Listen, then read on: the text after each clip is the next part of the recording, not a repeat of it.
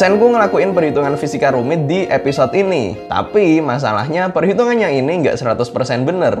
Kali ini kita akan bahas sains di anime Dr. Stone untuk episode 14 sampai 17. Walaupun kayaknya ada banyak episode, tapi sebenarnya enggak, karena episode-episode ini itu banyak lebih fokus di pembentukan jalan cerita, sementara sainsnya ini agak dikit. Tapi walaupun sedikit gitu, ini tetap bisa seru untuk kita ulik bareng-bareng. Contohnya itu kayak yang pas bikin cola untuk Gen Asagiri, terus ngitung waktu pembakaran pas bakar bajunya Magma, dan banyak lagi lainnya. So, untuk selengkapnya, ayo langsung kita bahas sebenarnya seberapa akurat fakta-fakta sains yang disampaikan di anime ini.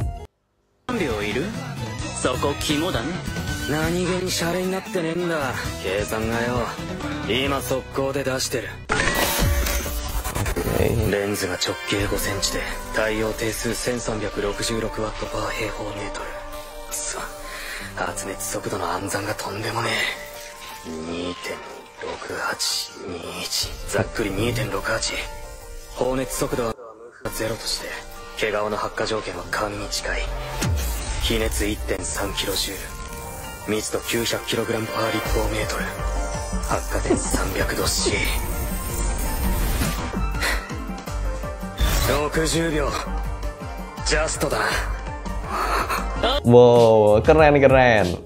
Senku bisa ngelakuin perhitungan kayak itu tadi cuma di dalam kepala sampai ketemu hasilnya waktu yang dibutuhin adalah 60 detik. Tapi apakah hitungan ini bener? Nanti akan kita coba hitung lagi dari data-data yang dibilang sama Senku ini tadi. Oke, untuk menghitung berapa waktu yang dibutuhkan untuk bakar bajunya Magma pakai lensa dengan tepat, ini tuh sangat rumit dan susah. Dan Senku pun sebenarnya di perhitungan ini dia menyederhanakan banyak komponen dan bikin banyak asumsi biar perhitungannya lebih gampang. Jadi alur cara menghitungnya adalah pertama, ngitung berapa jumlah energi matahari yang difokuskan oleh lensa. Kedua, berdasarkan data energi dari lensa itu, kemudian dihitung berapa waktu yang dibutuhin untuk naikin suhu bajunya Magma sampai ke titik terbakar. Di filmnya, pas Senku ini mikir kan diliatin nih rumus yang dipakai oleh Senku untuk ngitung transfer panasnya. Ini tuh sebenarnya rumus apa sih? Sebenarnya aku pun nggak tahu ini tuh rumus apa. Ini kayak semacam rumus termodinamika yang udah tingkat lanjut banget gitu loh. Tapi aku nggak tahu.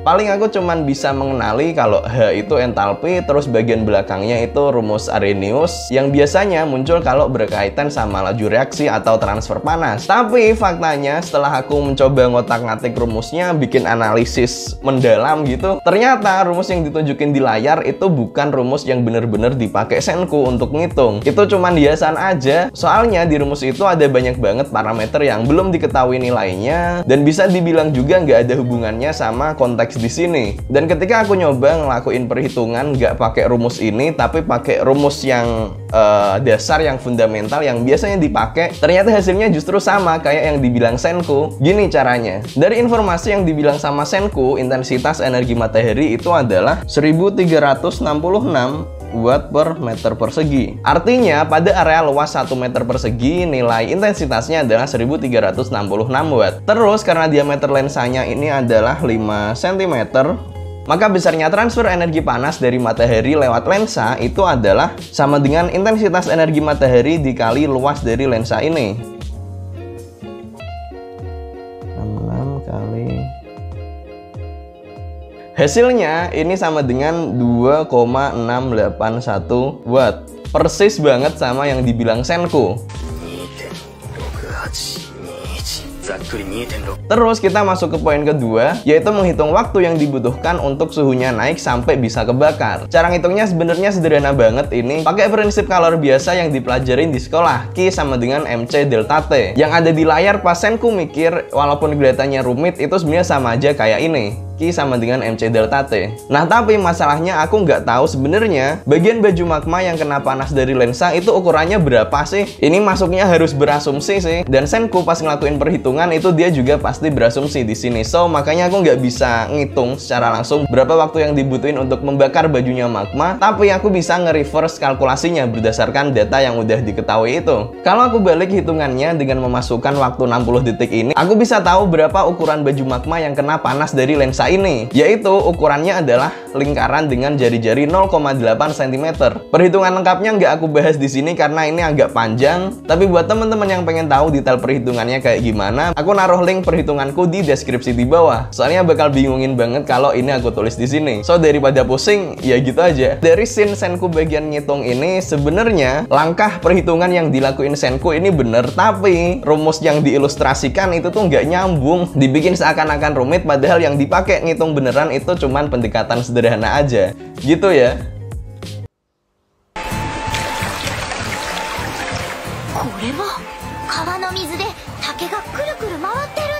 結局何なのこれ。もういい加減中見ていいかな。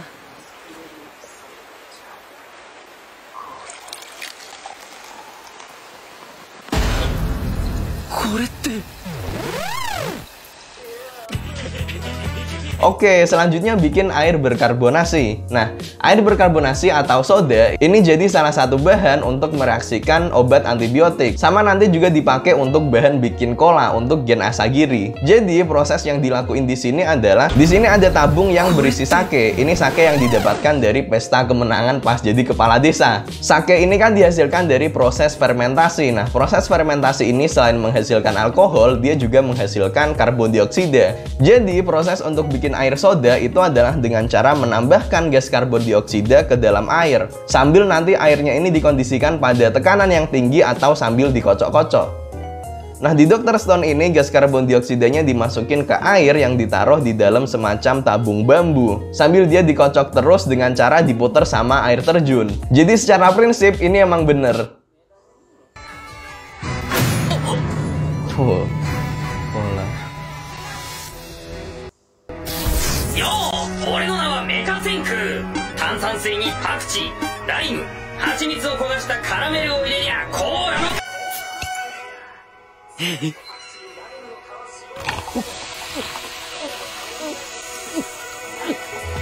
Oke, membuat cola. Ini sebenarnya racikan cola pada umumnya lah, resep umum gitu. Jadi caranya adalah dengan mencampurkan madu, jeruk nipis, ketumbar, apalagi tadi, dan yang pasti juga sama air soda. Sebenarnya aku nggak begitu tertarik sama racikan colanya. Ya paling kayak gitu aja lah, tergantung resepnya kayak gimana. Kan juga ini bahan-bahannya itu bahan biasa gitu loh, bukan pakai proses sains yang canggih gitu loh, kan tinggal nyampurin bahan-bahan tadi. Aku justru lebih tertarik soal gimana caranya si Senku ini bikin colanya ini jadi dingin. Coba pikirin, gimana coba? Kan zaman dulu, zaman itu belum ada kulkas. Gimana bikin dinginnya? Sebenarnya ini nggak dibahas sih di animenya, tapi aku melakukan ekstrapolasi gitu, berandai-andai sebenarnya gimana sih caranya Senku untuk bikin cola ini jadi dingin. Jadi kalau menurutku dengan teknologi dan peralatan yang udah dicapai sampai sekarang ini, mereka bisa bikin kulkas atau pendingin sederhana gitu lewat sistem pendinginan yang istilahnya pot-in-pot refrigerator. Jadi sistem ini memanfaatkan dua buah pot tanah liat, yang satu ditaruh di dalam dengan dikasih sekat pasir basah, sementara pot yang luar ini pot yang lebih besar, potnya lebih berongga. Ketika air di pasirnya ini menguap lewat pot yang besar, nanti panasnya akan terserap keluar sehingga dalamnya akan jadi lebih dingin. Sistem sederhana kayak gini ini udah bisa buat nurunin suhu di dalamnya sampai turun sebesar 14 derajat Celcius. So jadi pakai sistem ini gampang banget buat ngedinginin kolanya.